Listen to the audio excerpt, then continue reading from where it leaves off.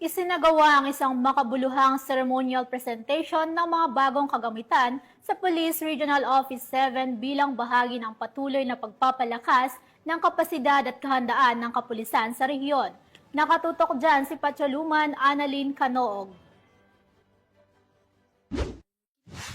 Matagumpay na isinagawa ng Police Regional Office 7 sa pamumuno ni Police Brigadier General Rodrigo A. Maranan, Regional Director, ang isang ceremonial presentation ng mga bagong kagamitan na binili, idonate o pinahiram para sa pagpapalakas ng kakayahan ng kapulisan sa Central Visayas nitong ika-1 ng Hulyo sa taong kasalukuyan sa Camp Serios Menya Senior, Cebu City. Ang aktibidad ay simbolo ng pinagsanib na suporta mula kay Chief PNP Police General Nicolas Torre III, mga local government units at mga pribadong sektor na layunin paigtingin ng operational readiness, internal security operations at ICT modernization ng Pro-7. Sa ilalim ng PNP Capability Enhancement Program at Regional Procurement, ipinagkaloob sa Pro-7 ang 222 na desktop na computers, 8 office tablets, 225 waistcoat vest, 7 Akela 150cc motorcycles, at 82 one prime handheld radios. Bukod pa rito, ipinakita rin ang kagamitan mula sa donasyon o pagpapahiram ng LGUs at pribadong sektor,